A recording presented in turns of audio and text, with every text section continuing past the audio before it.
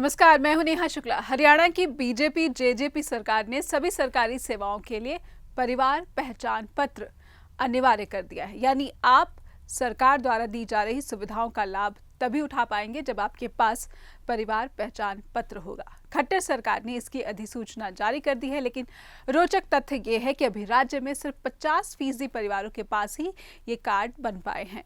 पिछले हफ्ते जारी की गई इस अधिसूचना के मुताबिक राज्य के सभी विभागों, बोर्डों और निगमों से 500 से ज्यादा जिन सेवाओं का लाभ हरियाणा के लोग उठा रहे हैं, उनके लिए अब आपको आनन फानन में परिवार पहचान पत्र बनवाना पड़ेगा। सबसे पहले ये जान लीजिए कि अगर आप हरियाणा वासी हैं तो वो सभी सरकारी सेवाएं कौन कौन सी हैं जिसके लिए आपको बनवाना पड़ेगा परिवार पहचान पत्र, और इसमें देरी नहीं करनी चाहिए।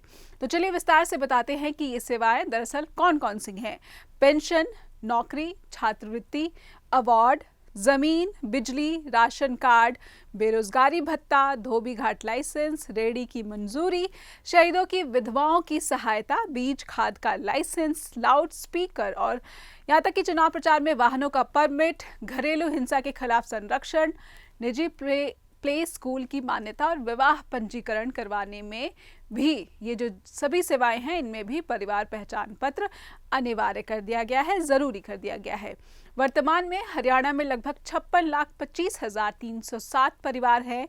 इनमें से 42,53,174 परिवारों का पहचान पत्र बन चुका है। 31,07,949 परिवारों के पहचान पत्र हस्ताक्षर होने के बाद अपलोड किए जा चुके हैं और करीब 49.30% परिवारों के ही पहचान पत्र बन पाए हैं। अब जान लीजिए कि राज्य के किन किन विभागों की सेवाएं लेने के लिए आपको परिवार पहचान पत्र बनवाना अनिवार्य है। तो ये विभाग हैं, सबसे पहले कृषि विभाग, पशुपालन, श्रम विभाग, स्कूल शिक्षा बोर्ड और विभाग, राजस्व और आपदा, शहरी निकाय विभाग, बिजली निगम, रोजगार, खाद्य और आपूर्ति विभाग, मत्स्य विभाग, वित्त, स्वास्थ्य, हरियाणा पिछड़ा वर्ग और आर्थिक रूप से कमजोर वर्ग कल्याण निगम, हाउसिंग बोर्ड, कृषि मार्केटिंग बोर्ड, हरियाणा महिला विकास निगम, वन श्रम कल्याण बोर्ड, हरियाणा एससी वित्त और विकास निगम, गृह विभाग। इसके साथ ही बागवानी, उद्योग, श्रम विभाग, पुलिस विभाग, जन स्वास्थ्य विभाग, प्रिंटिंग और स्टेशनरी विभाग, सूचना जनसंपर्क और भाषा विभाग, न्यू और नवीनीकरण ऊर्जा विभाग, सामाजिक न्याय और आधिकारिकता विभाग, सैनिक अर्धसैनिक कल्याण विभाग, विज्ञान प्रौद्योगिकी, खेल, युवा, पर्यटन विभाग, town and country planning, SC/BC कल्याण विभाग, महिला बाल विकास विभाग और कई अन्य विभागों की सेवाओं के लिए ये परिवार पहचान पत्र अनिवार्य किया गया है। चलिए अब आपको बता देते हैं कि अगर आपने अभी तक परिवार पहचान पत्र नहीं बनवाया है तो आप कैसे ये कार्ड बनवा सकते हैं। तो सबसे पहले आप अपने किसी नज़दीक के कॉमन सर्विस सेंटर या अंत्योदय सेंटर का पता लगाइए कि वो कहाँ पर है, फिर वहाँ जाकर आप ये कार्ड बनवा सकते हैं। इसके लिए पूरे परिवार के सदस्यों का आधार कार्ड और जन्म प्रमाण पत्र अनिवार्य है। किसी एक भी सदस्य का आधार कार्ड नहीं है तो पहचान पत्र नहीं बन पाएगा। अगर आप इनकम टैक्स जमा कराते हैं तो पैन कार्ड देना जरूरी होगा। BPL गुलाबी कार्ड है तो उसकी भी जानकारी देनी पड़ेगी। सभी ओरिजिनल दस्तावेज सेंटर पर जमा करने होंगे जिन्हें स्कैन किया जाएगा। फिर उसके बाद फॉर्म्स कंप्यूटर पर ही ऑनलाइन भरे जाएंगे और इसके बाद एक फैमिली ID जनरेट हो जाएगी। इस फॉर्म की प्रिंट कॉपी निकाल कर दी जाएगी। एक कॉपी पर कोई भी सदस्य हस्ताक्षर कर सेंटर संचालक को सौंप देगा और फिर उसे दोबारा अपलोड किया जाएगा। दिल्ली में बिना ड्राइवर वाली मेट्रो ट्रेन दौड़ेगी। प्रधानमंत्री नरेंद्र मोदी ने सोमवार को दिल्ली मेट्रो की मेजेंटा लाइन पर भारत की पहली ड्राइवरलेस मेट्रो का उद्घाटन कर दिया है। PM ने कहा है कि आज इस उपलब्धि के साथ ही हमारा देश दुनिया के उन चुनिंदा देशों में शामिल हो गया है जहां इस तरह की सुविधा है। मंगलवार से मेजेंटा लाइन पर यह मेट्रो सेवा शुरू हो रही है। देश की ये पहली बिना ड्राइवर वाली मेट्रो ट्रेन 38 किलोमीटर लंबी मेजेंटा लाइन पर दौड़ेगी। दिल्ली मेट्रो जो देश की सबसे बड़ी मेट्रो सेवा है 390 किलोमीटर में फैला हुआ है। ये नेटवर्क और दिल्ली समेत आसपास के नोएडा, गुरुग्राम, फरीदाबाद, गाजियाबाद जैसे शहरों को जोड़ता है। 2002 से शुरू हुई मेट्रो सेवा में अब तक कई बदलाव किए जा चुके हैं और इन्हीं बदलाव में शामिल है ताज़ा ड्राइवरलेस मेट्रो। तो ये ड्राइवरलेस मेट्रो लाने के लिए मेट्रो रेलवेज जनरल रूल 2020 में बदलाव किया गया है, क्योंकि पहले के नियमों के मुताबिक बिना ड्राइवर वाली ट्रेन चलाने की इजाज़त नहीं थी।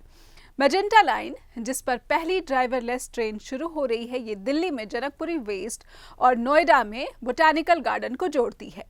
ड्राइवरलेस मेट्रो ट्रेन सेवा को 2021 के मध्य तक पिंक लाइन पर भी शुरू करने की योजना है।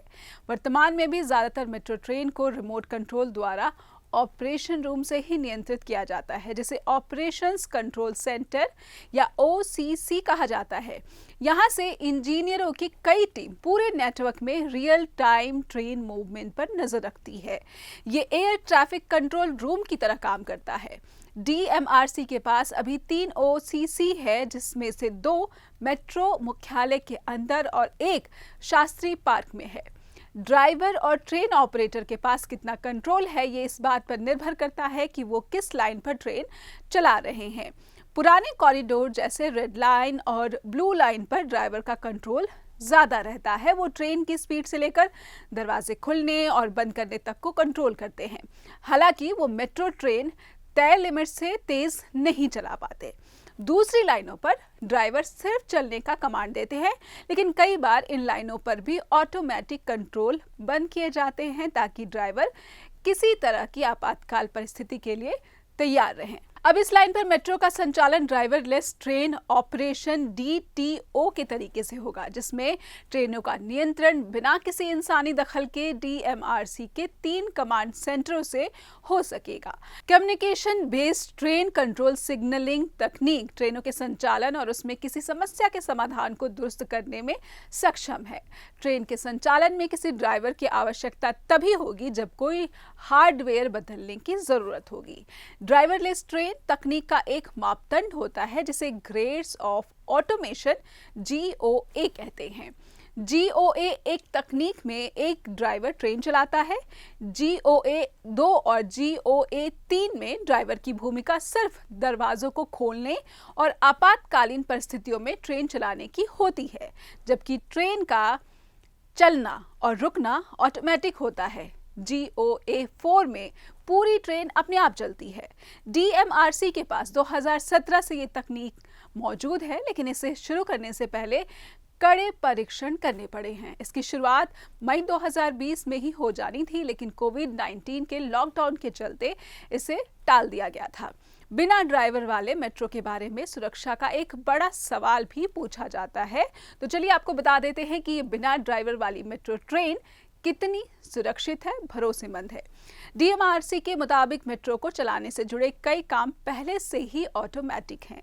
हाई रेजोल्यूशन के कैमरे लग जाने से ट्रैक पर कैबिन से नजर रखने की जरूरत नहीं होगी। इस नए प्लान के मुताबिक ट्रैक और ट्रेन के ऊपर से गुजरने वाली तारों पर लगातार नजर रखी जा सकेगी और किसी आपातकाल की स्थिति में तुरंत कदम उठाए जा सकेंगे। Commissioner of railway safety CMRS, जिसने 18 दिसंबर को बिना ड्राइवर के ट्रेन की अनुमति दी थी, उनका ये कहना है कि ये सुनिश्चित करने का निर्देश है कि कमांड सेंटर पर सब कुछ साफ दिखे और ट्रेन पर लगे कैमरों को नमी से मुक्त रखा जाए। DMRC के मुताबिक उन्होंने प्रणालियों के निरीक्षण और समीक्षा के लिए एक सलाहकार भी नियुक्त किया है। इसकी रिपोर्ट DMRC CMRS को परिचालन शुरू होने के बाद देगा।